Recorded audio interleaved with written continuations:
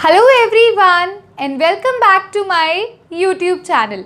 So friends, जो आज का वीडियो लेक्चर है ये बेस्ड है क्वांटम नंबर्स पे। हमने प्रीवियस लेक्चर के अंदर शेप्स ऑफ ऑर्बिटल्स को स्टडी किया था। एस ऑर्बिटल की शेप, पी ऑर्बिटल की शेप, डी एंड एफ की शेप। सो आज के इस वीडियो लेक्चर पे चलने से पहले जिस बच्चे ने मेरे वीडियो लेक्चर्स यानी कि मेरे चैनल को सब्सक्राइब नहीं किया है वो चैनल को सब्सक्राइब भी कर सकते हैं। मेरे चैनल का नाम है शौर्या ग्रोवर। उसके साथ आपको बेल आइकन देखने को मिलेगी। बेल आइकन को प्रेस करने से क्या होगा स्टूडेंट्स, नेक्स्ट वीडियो डल चुकी है ये नोटिफिकेशन आपकी स्क्रीन्स पर ऑटोमेटिकली आ जाएगी। सो अब हम चलते हैं हमारे टॉपिक की तरफ। हमारे टॉपिक का नाम है क्वांटम नंबर्स, ठीक है। तो क्वांटम नंबर्स के अंदर देखा क्या जाता है, देखिए क्वांटम नंबर्स मैंने प्रीवियस वीडियो में भी आपको एक हल्का सा हिंट दिया था भी इलेक्ट्रॉन के एड्रेस के बारे में बताता है। मान लीजिए मैं कहीं रह रही हूँ और मुझसे कोई पूछता है भी आप कहाँ रहते हो, तो अगर मुझे उसे अपना एड्रेस बताना है तो मैं किस वे में बताती हूँ भी मैं कौन सी सिटी में रहती हूँ, ठीक है। फिर मेरी कौन सी लोकेलिटी में घर है, उसके बाद मैं उस घर में आपको कोई आइडेंटिफिकेशन दूंगी भी हाँ इस लोकेलिटी में इस गली नंबर में घर है। तो फिर उसके बाद क्या आइडेंटिफिकेशन होगी, मेरा हाउस नंबर भी हाँ जी मेरे घर का ये नंबर है। तो ये मेरा क्या होगा, टोटल एड्रेस होगा भी हाँ आप यहाँ पे आकर मुझसे कांटेक्ट कर सकते हो। सिमिलरली अगर मैं किसी इलेक्ट्रॉन का एड्रेस पूछती हूँ भी इलेक्ट्रॉन कहाँ पर प्रेजेंट है, एक हम कहें भी एटम के अंदर या मैं कहूँ शेल में, तो उसके एड्रेस को एक्सप्लेन करने के लिए हम यूज़ करते हैं क्वांटम नंबर्स को। क्वांटम नंबर्स बेसिकली क्या होता है, it is a set of 4 numbers। ये 4 numbers का सेट है, ठीक है, जो क्या करता है which determines, जिसकी हेल्प से हम क्या निकाल सकते हैं, which determines यानी कि वो हमें बताता है which determines energy, ठीक है, हमें एनर्जी का पता चलता है, शेप का पता चलता है, साइज ऑफ इलेक्ट्रॉन, ठीक है। साइज के साथ साथ आप यहां लिख सकते हो एड्रेस ऑल्सो, या मैं कहूं पोजीशन भी, इलेक्ट्रॉन कहां पे सिचुएटेड है ऑफ इलेक्ट्रॉन। तो हमें ये बहुत कुछ हेल्प करता है आइडेंटिफाई करने में एक इलेक्ट्रॉन के बारे में। ये क्या होता है क्वांटम नंबर्स, ये सेट होता है 4 नंबर्स का। वो 4 नंबर्स को बताने से पहले एक बार जो मैंने चीज़ आपसे बोली भी, ये एड्रेस होता है इलेक्ट्रॉन का। क्वांटम नंबर मैं बोल रही हूँ, क्वांटम नंबर्स जो हैं it also tells about the address of electron। एक इलेक्ट्रॉन के एड्रेस को भी डिटरमाइन करता है, ठीक है। इलेक्ट्रॉन को हम ऐसे रिप्रेजेंट करते हैं ना, इसलिए मैंने सीधा ऐसे लिख दिया, इलेक्ट्रॉन नहीं लिखा, चाहे तो आप इसे ब्रैकेट में लिख भी सकते हो। सो इसको नोट कीजिए। अब मैं आपको बताती हूँ जो एड्रेस वर्ड बार बार यूज़ कर रही हूँ, एक पर्सन के लिए उसका एड्रेस कुछ इस प्रकार से होगा भी, सिटी है, सिटी के बाद क्या पर्टिकुलर क्या है उसका मैं कहूँ लोकेलिटी है, फिर गली है और फिर घर है। तो उसी हिसाब से इलेक्ट्रॉन का क्या क्या होगा। अब देखो एड्रेस की जैसे कि मैं बात कर रही हूँ स्टूडेंट्स,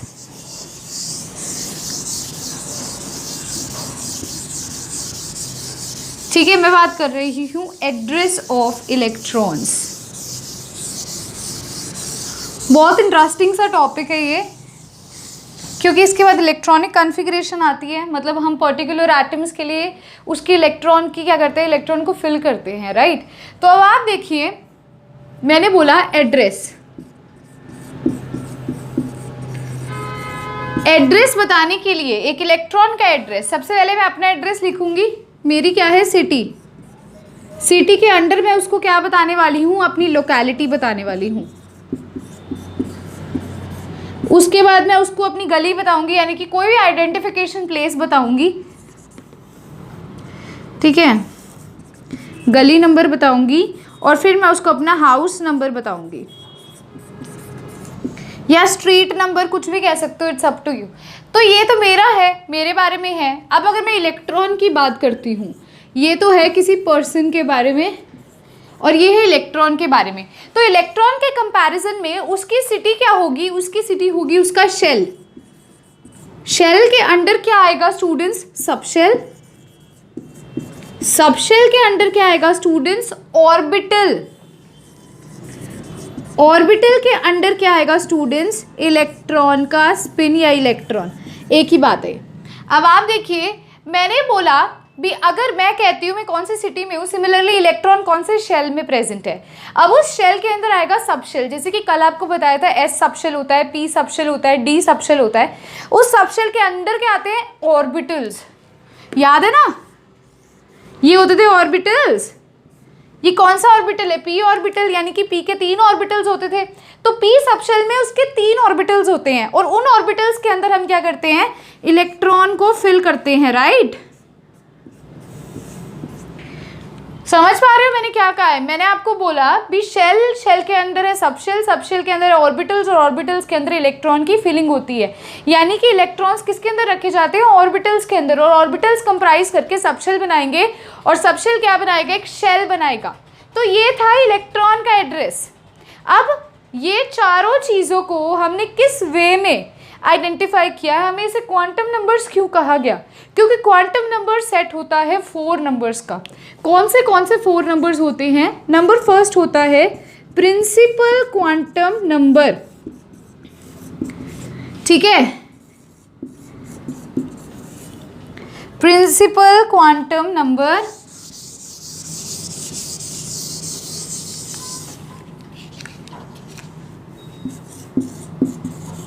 प्रिंसिपल क्वांटम नंबर होता है। जो सेकंड होता है स्टूडेंट्स वो होता है azimuthal quantum number, azimuthal quantum number. जो थर्ड होता है स्टूडेंट्स वो होता है मैग्नेटिक क्वांटम नंबर, थर्ड होता है मैग्नेटिक क्वांटम नंबर। और जो लास्ट होता है स्टूडेंट्स, द फोर्थ वन, वो होता है स्पिन क्वांटम नंबर। तो ये जो 4 हैं, ये जो 4 सेट हैं नंबर्स के, इन्हें बोलते हैं, ये कंप्राइज करते हैं क्वांटम नंबर्स को। सो क्वांटम नंबर्स के अंदर हम स्टडी करेंगे प्रिंसिपल क्वांटम नंबर क्या होता है, सेकंड हम स्टडी करेंगे एजीम्यूथल क्वांटम नंबर क्या होता है, थर्ड आता है मैग्नेटिक क्वांटम नंबर क्या होता है, और लास्ट आता है स्पिन क्वांटम नंबर क्या होता है। तो आपको पता है स्टूडेंट्स, एक एक क्वांटम नंबर हमें इलेक्ट्रॉन की कितना कुछ बताता है, इलेक्ट्रॉन की इतनी इंफॉर्मेशन देते हैं ये क्वांटम नंबर्स। तो अब हम देखने लगे हैं अबाउट प्रिंसिपल क्वांटम नंबर। लेकिन उस पर चलने से पहले आपको छोटी सी चीज़ और बताती हूँ, ये क्वांटम नंबर्स आए कहाँ से। आपने श्रोडिंगर वेव इक्वेशन स्टडी की होगी बच्चों, आपने श्रोडिंगर वेव इक्वेशन देखी होगी। मैंने कहा था श्रोडिंगर वेव इक्वेशन इलेक्ट्रॉन की प्रोबेबिलिटी को डिफाइन करता है, भी इलेक्ट्रॉन किस रीजन में मिलता है, राइट, भी इलेक्ट्रॉन किस रीजन में मिलेगा तो वो इलेक्ट्रॉन की प्रोबेबिलिटी को डिफाइन करेगा। तो ये जो पहले 3 नंबर्स हैं यानी कि प्रिंसिपल, सेकंड आता है हमारा एजीम्यूथल और थर्ड आता है मैग्नेटिक। जो फर्स्ट 3 हैं कौन से मैं बोल रही हूँ, प्रिंसिपल, एजीम्यूथल और मैग्नेटिक, ये तीनों जो हैं, ये तीनों हमें श्रोडिंगर वेव इक्वेशन से हमने डिराइव की हैं। ये तीनों हमने किया है, डिराइव किए हैं derived from Schrodinger wave equation, ठीक है। तो श्रोडिंगर वेव इक्वेशन से हमने क्या किया, इन तीनों को डिटरमाइन किया है। लेकिन जो स्पिन वाला है, स्पिन वाला जो है ये खुद ब खुद हमने ऑब्टेन किया है, फ्रॉम आर्बिट्रली ऑब्टेन हुआ है।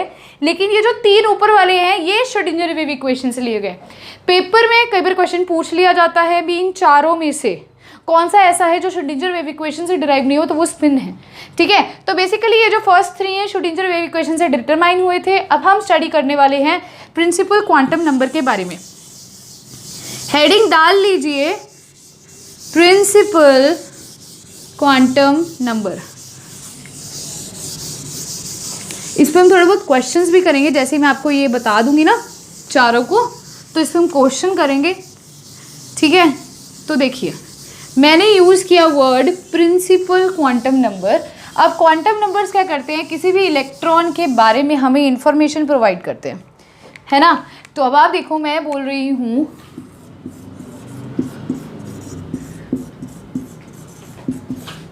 प्रिंसिपल क्वांटम नंबर, जो कि है मेरी first type,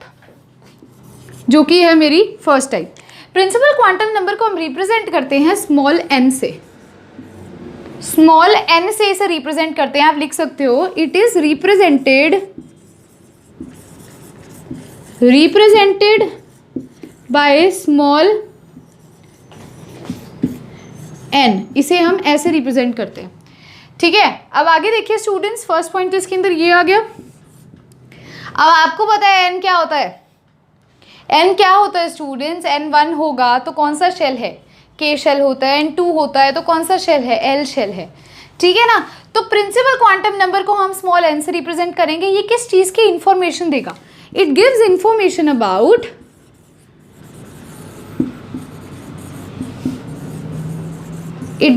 information about energy.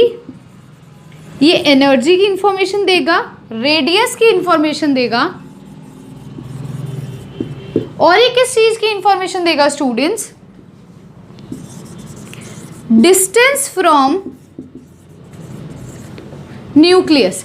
Electron का उसके न्यूक्लियस से कितना डिस्टेंस है उसकी इंफॉर्मेशन देगा। सो अब आप इसे नोट कर लीजिए। ठीक है, मैं इसे रब कर रही हूं।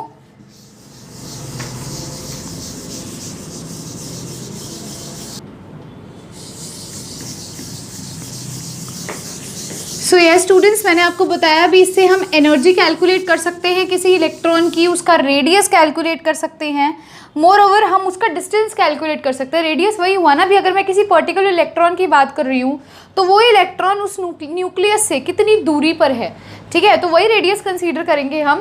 तो अब आप देखिए, मैं बात कर रही हूँ प्रिंसिपल क्वांटम नंबर की। प्रिंसिपल क्वांटम नंबर में आपको पहले भी बता चुकी हूँ। मान लीजिए मेरा न्यूक्लियस है, न्यूक्लियस एक पॉजिटिवली चार्ज बॉडी होती है ना, और ये क्या है? पहला शेल, दूसरा शेल, तीसरा शेल, है ना। ये मेरा क्या है? फर्स्ट शेल, यानी कि n इज इक्वल्स टू 1। ये मेरा क्या है? सेकेंड शेल है, सॉरी, यानी कि n इज इक्वल्स टू 2। और ये मेरा क्या है? थर्ड शेल है, यानी कि n is equals to 3। So students, यहाँ पर मैंने आपको बोला कि ये जो मेरी पॉजिटिवली चार्ज्ड बॉडी है, ये है मेरा न्यूक्लियस, और ये फर्स्ट जो शेल है ये है n इज इक्वल्स टू 1, जो सेकंड है वो है 2, और जो थर्ड है वो है 3। तो प्रिंसिपल क्वांटम नंबर एनर्जी और रेडियस को डिटरमाइन करता है। अब अगर n की वैल्यू 1 है तो उसे मैं क्या बोलती हूँ? k शेल बोलती हूँ। याद होगा मैंने बोला था, अगर मैं बोलती हूँ n इज इक्वल्स टू 1 यानी कि फर्स्ट ऑर्बिट। सेकेंड चीज़, अगर मैं कहूँ भी k शेल है, उसका मतलब भी क्या हुआ? n is equals to 1। अगर मैं कहती हूँ n की वैल्यू 2 है तो कौन सा शेल है? l है।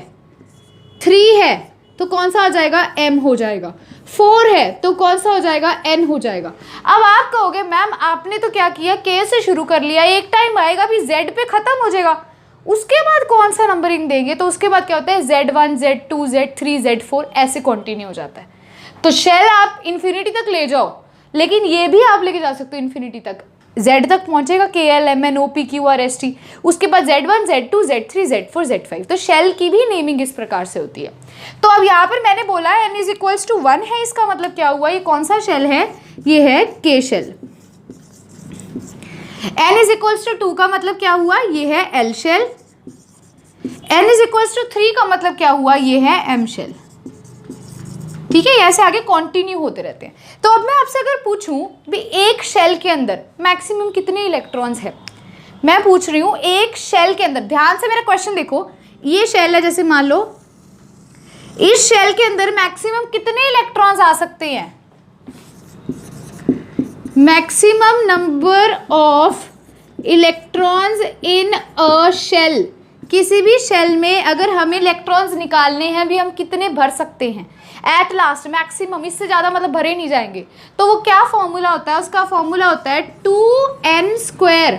उसका फॉर्मूला होता है 2n²। ये जो स्क्वायर है बच्चों, ये सिर्फ n पे है, तो ब्रैकेट में लिखना तो इस हिसाब से लिख लो 2n²। n आपको बता चुकी हूँ, वो कहता है k शेल में मैक्सिमम नंबर ऑफ इलेक्ट्रॉन्स बताओ।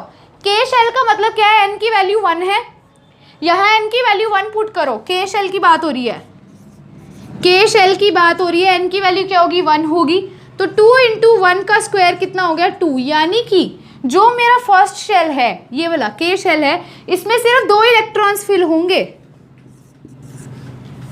सेकंड में आते हैं, अगर मैं कहूँ एल शेल की बात हो रही है, एल शेल में मैक्सिमम कितने इलेक्ट्रॉन्स होंगे स्टूडेंट, एल शेल में मैक्सिमम इलेक्ट्रॉन्स का फॉर्मूला है 2n²। एल का मतलब क्या है भी, एन की वैल्यू क्या है 2 है, एन की वैल्यू 2 पुट करो, 2 × 2 का स्क्वायर 4 × 2 8 इलेक्ट्रॉन्स, यानी कि जो हमारा एल शेल है, ये सेकंड वाला जो आपको दिख रहा है ये रहा, ये जो शेल है इसमें मैक्सिमम कितने इलेक्ट्रॉन्स आ सकते हैं 8 इलेक्ट्रॉन्स आ सकते हैं। उनकी अरेंजमेंट तो कुछ भी आप लगा लेना, मतलब कुछ इस तरह से अरेंज होंगे 3 4 5 6 7 8। ये इस शेल के ऊपर मैं कह रही हूँ, इस शेल के ऊपर होते हैं ना इलेक्ट्रॉन्स, तो ये ऑर्बिटल्स में रिवॉल्व करते हैं इलेक्ट्रॉन्स, तो इस ऑर्बिट में कितने इलेक्ट्रॉन्स मैक्सिमम आएंगे 8 आएंगे। तो इस हिसाब से आपको वो क्वेश्चन दे सकता है, आपसे वो पूछ सकता है भी पर्टिकुलर किसी भी मतलब शेल के अंदर कितने इलेक्ट्रॉन्स हैं। एक और चीज़ आपको कहीं जगह आपको एक चीज़ देखने को मिलेगी, कहीं पर लिखा होगा 2s 3p, तो इसका मतलब क्या है, इसका मतलब क्या है, s आपको पता है क्या होता है, ऑर्बिटल्स होते हैं ना, s ऑर्बिटल्स होते हैं। बच्चों ये देखो जो 2 है ना, ये होती है n, ये n की वैल्यू होती है, ये n है। तो कहीं पर भी आपको अगर कोई ऐसा क्वेश्चन आ जाता है 5s के अंदर n की वैल्यू क्या है, तो इसका मतलब क्या है, ये जो आगे वाला नंबर है ये n को डिनोट करता है, तो इधर n की वैल्यू आएगी 5, इधर n की वैल्यू कितनी आएगी 5 आएगी। इस हिसाब से आपने आंसर करना होता है, ठीक है। तो n अगर 1 है तो वो k है, n 2 है तो वो l है, n 3 है तो वो m है। अब एक और चीज़, ये तो था शेल के बारे में, अब एग्जामिनर कंफ्यूज करने के लिए आपसे ऑर्बिटल के अंदर भी इलेक्ट्रॉन्स पूछ सकता है, पूछेगा s के अंदर मैक्सिमम कितने इलेक्ट्रॉन्स है। याद है मैंने आपको बोला था s के अंदर एक ही ऑर्बिटल होता है, तो 2 इलेक्ट्रॉन्स। कंफ्यूज नहीं होना, ये शेल है ये ऑर्बिटल है, यहाँ पर s है, s के अंदर कितने इलेक्ट्रॉन्स होंगे मैक्सिमम 2 इलेक्ट्रॉन्स होंगे, ठीक है। लेकिन अगर आपसे पूछा जाए फिफ्थ, जैसे फिफ्थ ऑर्बिट के अंदर कितने हैं, तो आप क्या करोगे, ये फॉर्मूला लगाओगे 2 × 5 का स्क्वायर और आंसर बता दोगे भी फिफ्थ जो ऑर्बिट है उसके अंदर कितने इलेक्ट्रॉन्स है, या फिफ्थ शेल के अंदर कितने इलेक्ट्रॉन्स है। लेकिन अगर ऑर्बिटल्स का पूछता है भी s के अंदर कितने हैं, p के अंदर कितने हैं, d के अंदर कितने हैं, तो आपको पता है s के अंदर तो एक ही ऑर्बिटल होता है, मतलब s सबशेल के अंदर एक ऑर्बिटल होता है तो 2 इलेक्ट्रॉन्स, p के अंदर 3 होते हैं तो 6 इलेक्ट्रॉन्स, d के अंदर 5 होते हैं तो 10 इलेक्ट्रॉन्स, सिमिलरली f के अंदर 14 होते हैं, जो आपको प्रीवियस लेक्चर में शेप्स ऑफ ऑर्बिटल्स में आपको बताया था।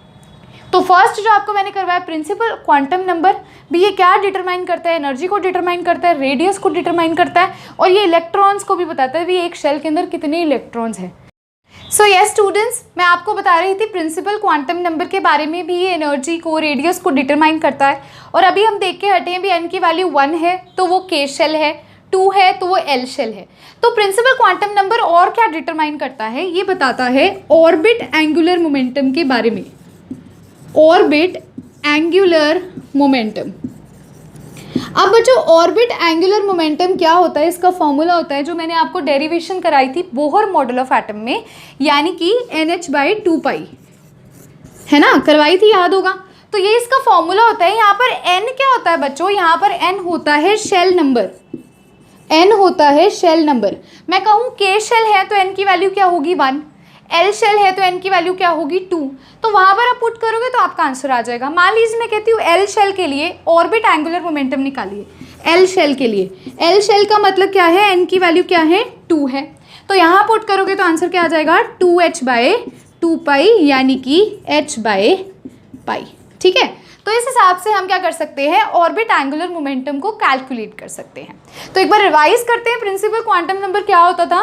प्रिंसिपल क्वांटम नंबर क्या होता है, स्मॉल n से रिप्रेजेंट करते हैं। ये क्या डिटरमाइन करता है, ये शेल के बारे में इंफॉर्मेशन देता है, साथ ही साथ ये हमें एनर्जी, रेडियस और न्यूक्लियस से इलेक्ट्रॉन का डिस्टेंस बताता है। और अब इसने हमें क्या बताया, ऑर्बिट एंगुलर मोमेंटम के बारे में बताया। तो आगे जाकर आपको मैं एक क्वेश्चन भी करवाऊंगी ऑर्बिट एंगुलर मोमेंटम में। अब आप सबको ये तो पता चल गया होगा ऑर्बिट और ऑर्बिटल में क्या डिफरेंस है। प्रीवियस वीडियो में मैंने आपको एक टेबल भी बना के दिखाया था, है ना। तो अब हम चलते हैं हमारी second type of quantum number पे, जो कि है एजीम्यूथल क्वांटम नंबर। सो ये स्टूडेंट्स, अब आता है azimuthal quantum number. Azimuthal quantum number.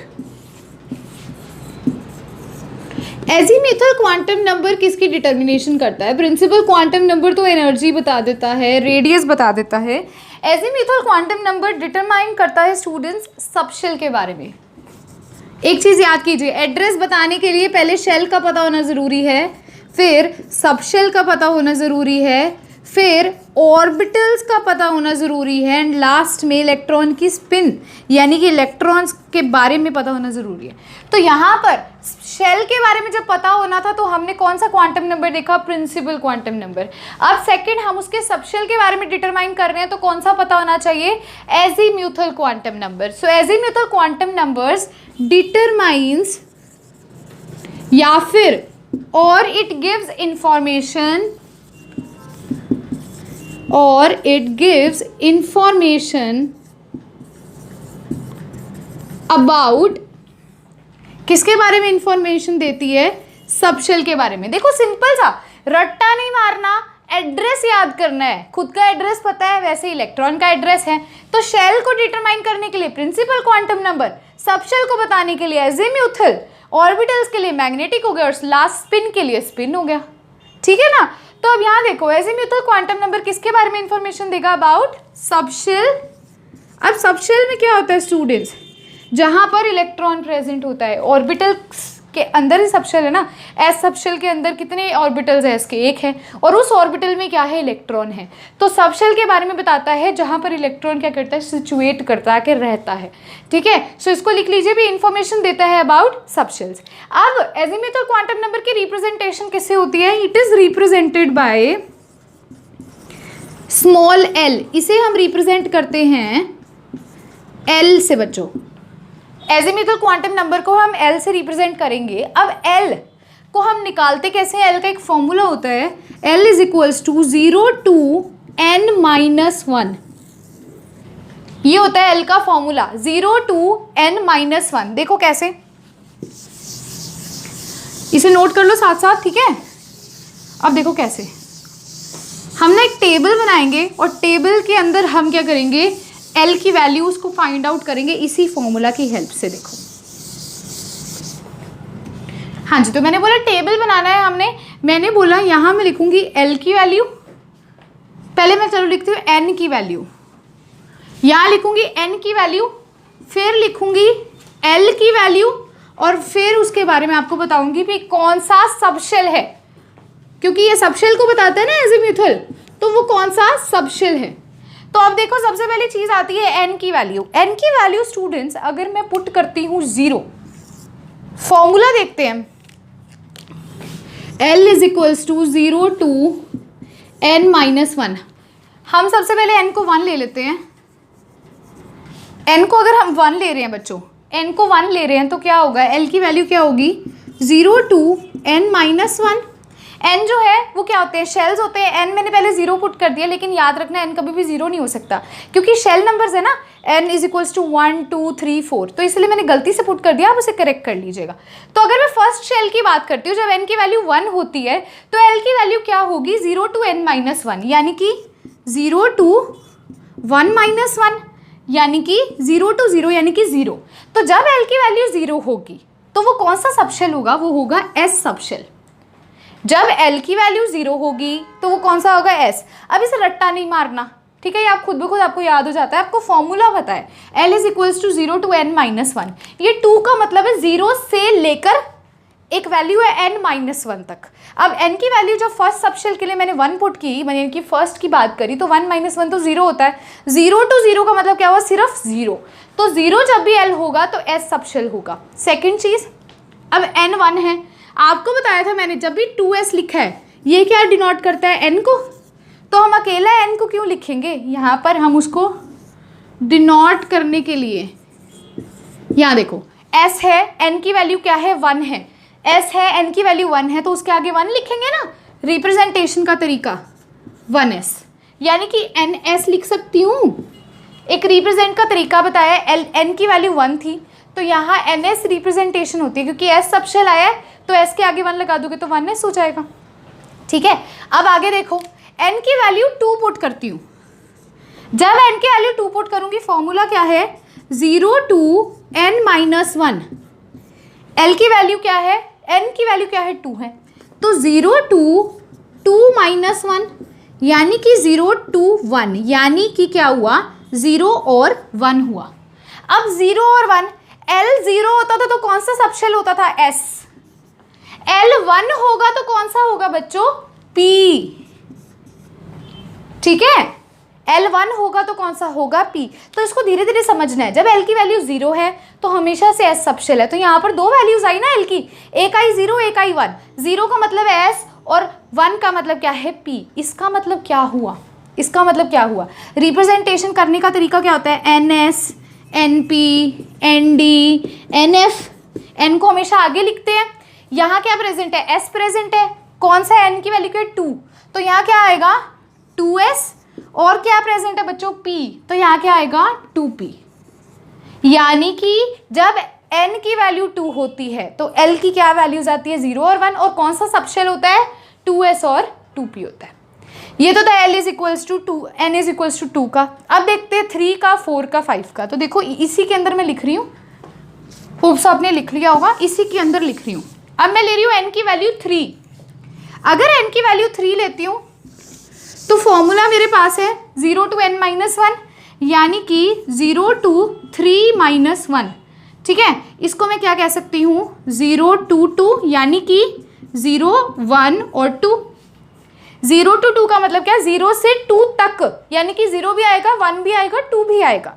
ठीक है, तो फिर सबशेल कौन से हैं, 0 है तो 0 का मतलब क्या होता था S, 1 का मतलब क्या होता था P, 2 का मतलब क्या होता है D, 3 होगा तो F, 4 होगा तो G। ठीक है, ऐसे चलता जाएगा। 0 मतलब क्या होगा S, 1 क्या होगा P, 2 क्या होगा D। तो यहाँ क्या है 0, 1, 2, तो SPD। तो अब इसको कैसे डिनोट करेंगे, N की वैल्यू क्या है 3, तो इसको क्या लिखेंगे 3S, 3P, 3D। ठीक है, अब उसके बाद आता है 4। अगर N की वैल्यू 4 पुट करते हैं तो क्या होगा, 0 to 4 - 1, यानी कि 0 to 3, यानी कि 0 से 3 तक, यानी कि क्या होगा 0, 1, 2, 3 हो जाएगा। तो यहाँ पर क्या आ जाएगा, इसके अंदर कौन सा सबशेल्स है, 0 का मतलब क्या होता है S, 1 का मतलब क्या होता है P, 2 का क्या होता है D, और 3 का क्या होता है F होता है। कौन सा सबशेल है स्टूडेंट्स, 4 है। तो यहाँ पर क्या लिखेंगे हम, 4S, 4P, 4D, 4F। इस हिसाब से क्या करते हैं हम, इलेक्ट्रॉन्स की फिलिंग करते हैं। हमें सबशेल्स लिख लिए, अब इन सबशेल्स में हम फिलिंग करेंगे। फिलिंग कैसे करेंगे, आपको पता है S के अंदर 2 इलेक्ट्रॉन्स आते हैं, तो 2 आएंगे इसके अंदर, फिर फर्दर P के अंदर जाएंगे, P के अंदर मैक्सिमम 6 होते हैं, D के अंदर 10 होते हैं, है ना। तो वो नेक्स्ट आगे रूल्स आएंगे उसमें करेंगे। फिलहाल के लिए एजीम्यूथल क्वांटम नंबर का फॉर्मूला होता है L = 0 to n - 1। अब आपको एक चीज़ मैं और बताती हूँ, जो मैंने यहाँ लिखा है भी, 0 का मतलब होता है S, 1 का होता है P, तो एक बार उसको भी लिख लेते हैं ताकि आप कंफ्यूज ना हो। ठीक है, होप सो आपने लिख लिया होगा। आप देखो, अगर इसी के अंदर ना मैं आपको टेबल की फॉर्म में उसको करवा सकती हूँ।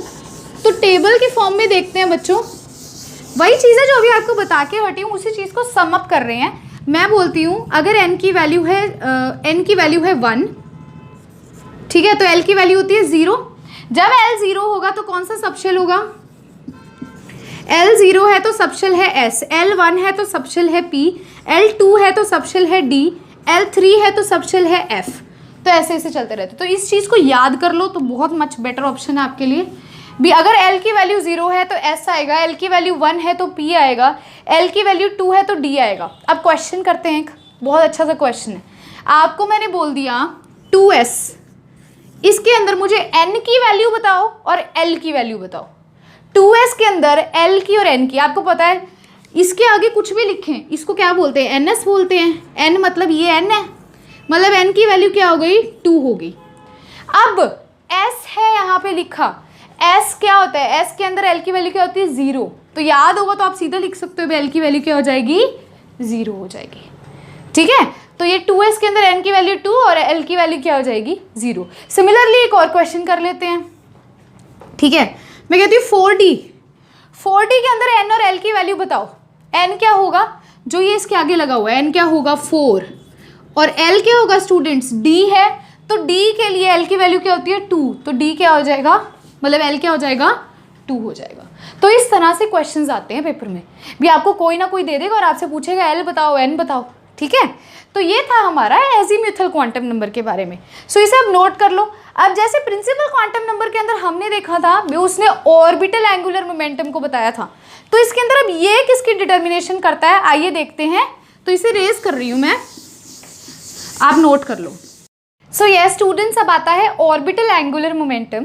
तो azimuthal quantum number orbital angular momentum को डिटरमाइन करता है। याद कीजिए, प्रिंसिपल क्वांटम नंबर किसे डिटरमाइन करता है, ऑर्बिट एंगुलर मोमेंटम को, और एजीम्यूथल किसे करता है, ऑर्बिटल एंगुलर मोमेंटम को। तो इस पे क्वेश्चन आ जाता है आपको, मान लो आपको कोई दे देता है क्वेश्चन, वो कहता है ऑर्बिट एंगुलर मोमेंटम निकालो इस केस में और ऑर्बिटल एंगुलर मोमेंटम निकालो। तो कैसे निकालेंगे, पहले आएगा ऑर्बिटल एंगुलर मोमेंटम। अब देखो बच्चों, ऑर्बिटल एंगुलर मोमेंटम का क्या फॉर्मूला होता है, आपको ऑर्बिट वाले का एक बार यहाँ बताती हूँ ब्रैकेट में। ऑर्बिट वाले का हमने किया था NH/2π, ऑर्बिटल वाले का क्या होता है √L bracket start L+1 H/2π। ये रूट किस पे है, L+1 पे है, बाहर क्या है H/2π है। तो ये क्या होता है, ऑर्बिटल एंगुलर मोमेंटम होता है। हम इसकी हेल्प से ऑर्बिटल एंगुलर मोमेंटम की वैल्यू निकाल सकते हैं। सो स्टूडेंट्स अब हम क्या करने लगे हैं, इसके अंदर फिल करने लगे हैं। आपको पता है जब L की वैल्यू क्या होती है 0 होती है, तो कौन सा सबशेल होता है, S होता है। तो मान लो आपको क्वेश्चंस कुछ ऐसे आते हैं भी, इस S सबशेल के अंदर क्या वैल्यू होगी ऑर्बिटल एंगुलर मोमेंटम की। ठीक है, P दे दिया तो क्या वैल्यू होगी, तो जब L की वैल्यू मतलब S सबशेल है मतलब L की वैल्यू 0 है, P है तो L की वैल्यू 1, D है तो L की वैल्यू 2। तो मान लीजिए आपसे P के बारे में पूछ रहे हैं, P किसी सबशेल का पूछ रहे हैं, तो L की वैल्यू 1 पुट करेंगे। जब L की वैल्यू हम यहाँ 1 पुट करेंगे तो क्या आ जाएगा 1 L+1 H/2π, यानी कि 1 × 2 H/2π, यानी कि क्या हो जाएगा √2 H/2π, या इसे आप H/√π भी कह सकते हो, √2π। ठीक है, सो ये इस तरह से हम क्या करेंगे, हमें पर्टिकुलर सबशेल दे दिया जाएगा और हमसे पूछा जाएगा उसका ऑर्बिटल एंगुलर मोमेंटम निकालो। क्योंकि एजीम्यूथल क्वांटम नंबर सबशेल के बारे में बात करता है तो हमें वो सबशेल ही देगा और फिर हम L की वैल्यू डालकर क्या निकाल लेंगे, ऑर्बिटल एंगुलर मोमेंटम को कैलकुलेट कर लेंगे।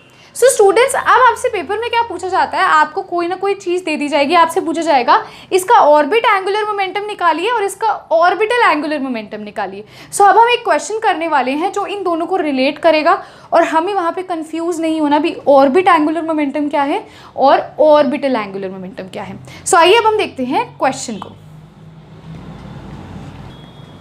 सो स्टूडेंट्स अब आता है क्वेश्चन, आपकी स्क्रीन पर देखिए, calculate orbit and orbital angular momentum of the following. आपने इन तीनों का ऑर्बिट और ऑर्बिटल एंगुलर मोमेंटम निकालना है। 2 मैं करवाऊंगी, एक आपके लिए होमवर्क है।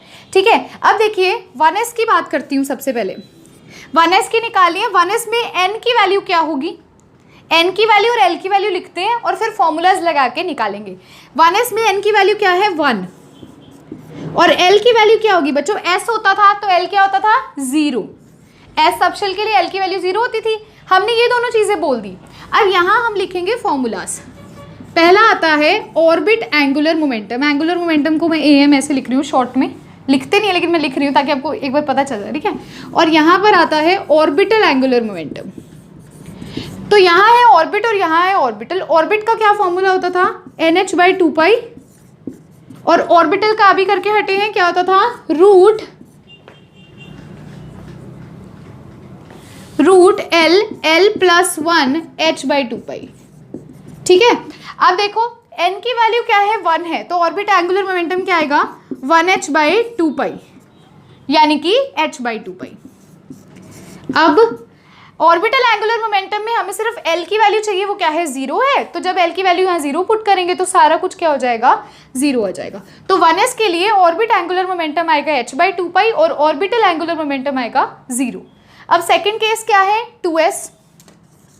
2s में n की वैल्यू क्या है, n क्या होता है, आगे वाला होता है ना बच्चों, n की वैल्यू है 2, s है तो L की वैल्यू क्या हो जाएगी 0।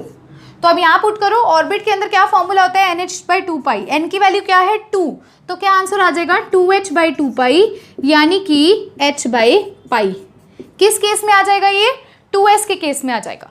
अब यहाँ ऑर्बिटल एंगुलर मोमेंटम निकाले तो फॉर्मूला हमारे पास क्या आता है, L+1 का रूट अपॉन h/2π। L की वैल्यू क्या है यहाँ स्टूडेंट 0 है, तो सारा का सारा क्या हो जाएगा 0 हो जाएगा। ठीक है, तो 0 इंटू ये हो जाएगा 1, तो वो सारा 0 हो जाएगा, तो ये टर्म क्या आ जाएगी 0। यानी कि 2s के केस में ऑर्बिट एंगुलर मोमेंटम है h/π और ऑर्बिटल है 0। तो अब आपके लिए होमवर्क है 3p का।